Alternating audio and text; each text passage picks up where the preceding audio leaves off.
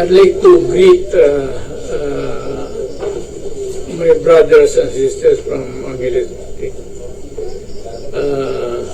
I know that we have a tentative schedule for a rally in your city, and you have accepted, at least some of you, if not all, accepted the idea of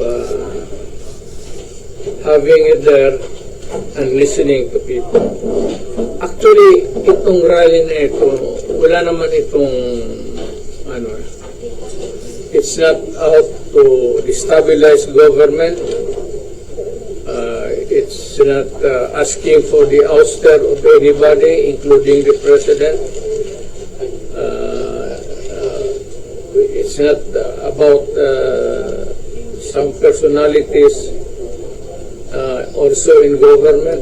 Well, ito is just, we are just in the narrative of our history presently. Parang part ito ng buhay natin at bukas para sa ating mga anak. We are undergoing a period of not really uncertainty, but there's a little bit of may gusot sa ating society, sa tao. So this has to be discussed openly in a rally, mas mabuti, so that people can understand and yung mabigyan yung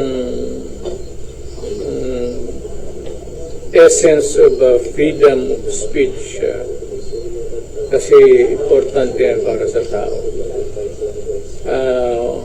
Nothing to worry about. Kayong mga opposition, government, the military, do not worry.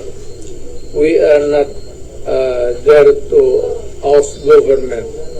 We are there to talk about government and preserving it for the people of the Republic of the Philippines.